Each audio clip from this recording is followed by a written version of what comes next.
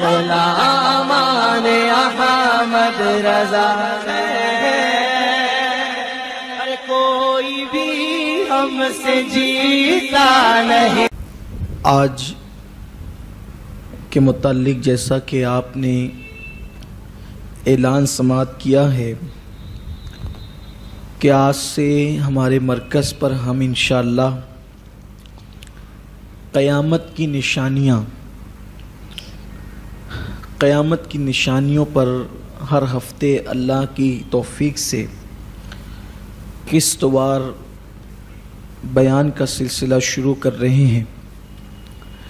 یہ بہت اہم عنوان ہے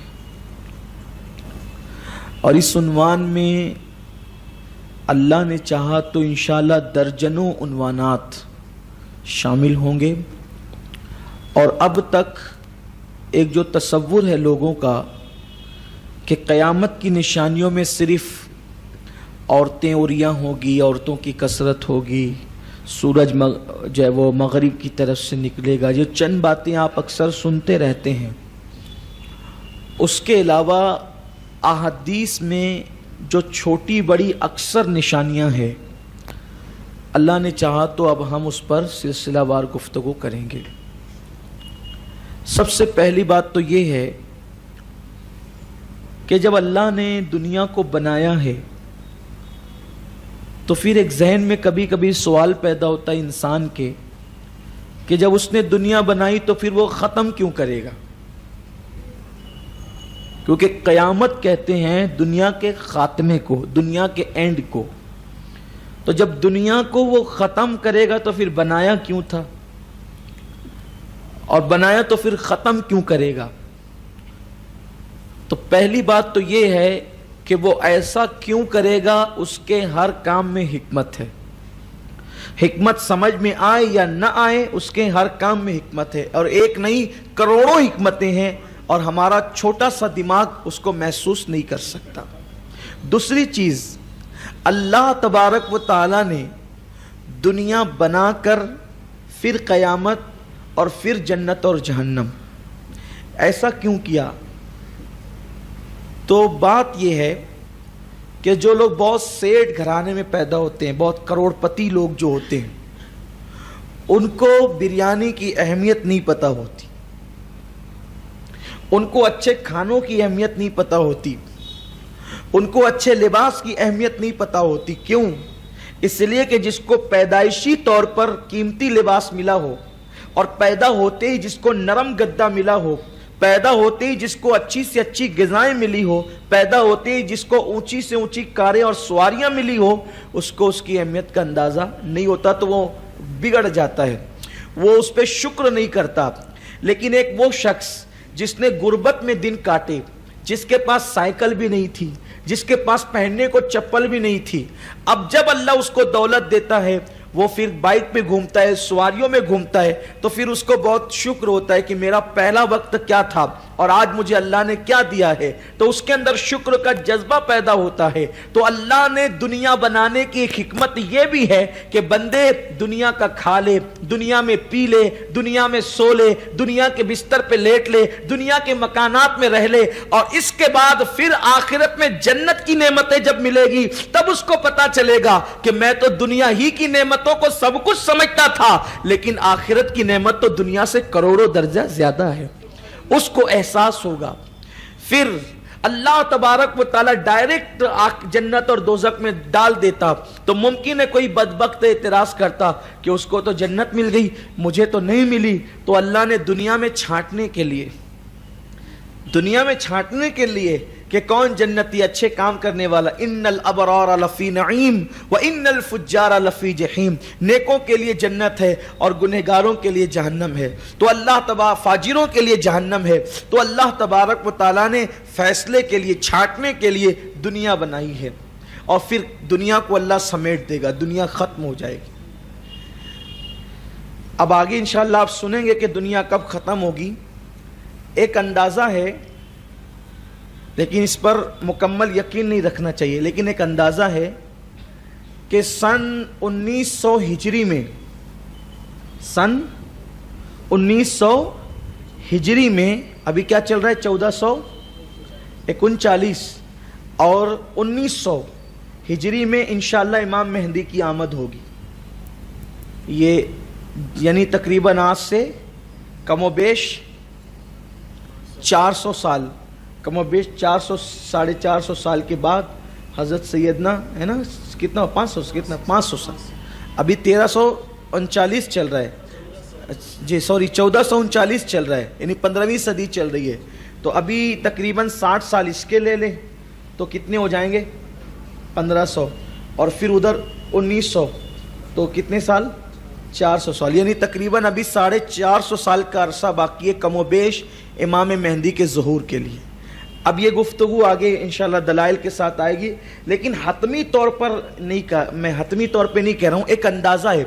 امام اہل سنت سیدی اعلیٰ حضرت رضی اللہ تعالیٰ نے سید المکاشفین سیدنا شیخ محی الدین ابن عربی ان کے کلام سے حساب جوڑ کر کے لگایا کہ 1800 کچھ کے اندر ساری دنیا سے اسلامی حکومتیں ختم ہو جائے گی، اور انشاءاللہ امید ہے کہ 1900 ہجری جب چل رہی ہوگی تو امام مہدی کا ظہور ہوگا، اور امام مہدی کا جب ظہور ہوگا تو اس کے بعد بہت کم دن بچیں گے اور دنیا فنا ہو جائے گی. یعنی یوں سمجھ لیں کہ بہت کر کے اندازہ حتمی طور پہ نہیں، پھر کہتا ہوں حتمی طور پہ نہیں، کہ 2000ویں صدی یعنی 2000 سال مکمل ہوتے ہوتے دنیا فنا ہو جائے گی اور قیامت آئے گی. یعنی اب قیامت بہت کم بچی ہوئی، قیامت کا وقت اب بہت کم بچا ہوا ہے.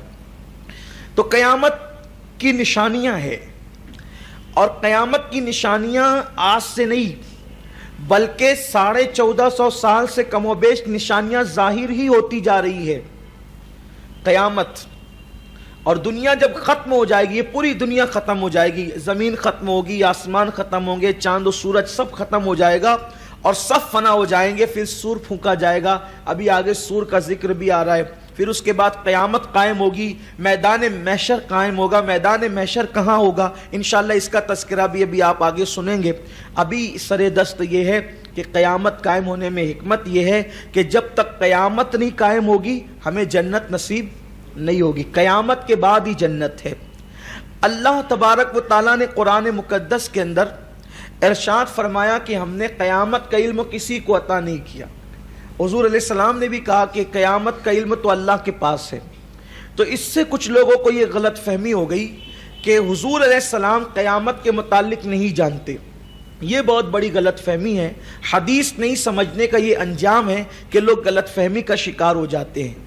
اللہ کے رسول صلی اللہ علیہ وآلہ وسلم بہت ساری باتیں کسی حکمت کے تحت کافروں پر اور نااہلوں پر ظاہر نہیں فرماتے، لیکن اللہ کے حبیب صلی اللہ علیہ وآلہ وسلم نے صحابہ کرام کے سامنے قیامت کے حوالے سے تذکرہ فرمایا. تو ہمارے علماء کا اس پر اتفاق ہے کہ اللہ تبارک و تعالیٰ نے اپنے محبوب کریم عالم ما کان و ما یکون صلی اللہ علیہ وسلم کو قیامت کا علم عطا فرمایا، اور اللہ کے رسول صلی اللہ علیہ وسلم نے قیامت کا دن بھی بتایا، قیامت کی تاریخ بھی بتائی.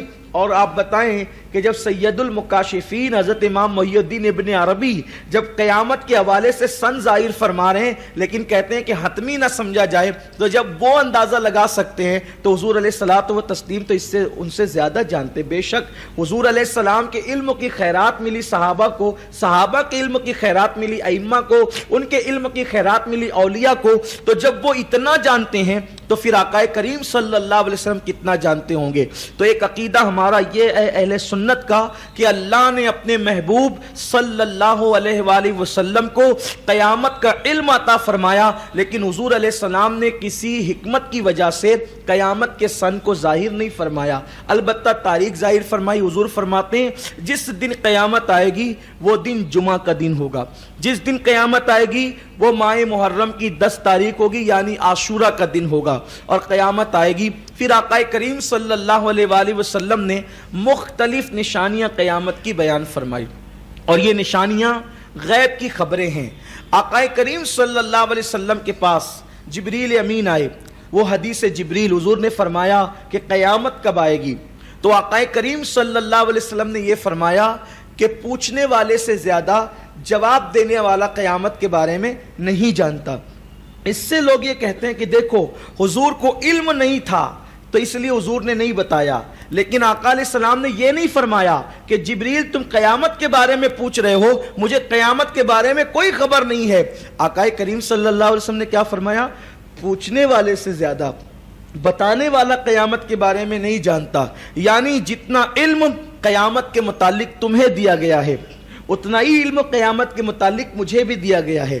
حالانکہ یہ بات اصل میں حضور علیہ الصلوۃ والتسلیم کی عاجزی ہے, عاجزی کا اظہار کرنا ہے, انکساری حضور صلی اللہ علیہ وآلہ وسلم کی. ورنہ کہاں جبریل کا علم اور کہاں مصطفیٰ جان رحمت کا علم. ہزاروں جبرائیل الجھے ہوئے ہیں اس گرد منزل میں, نہ جانے کس بلندی پر ہے کاشانہ محمد کا.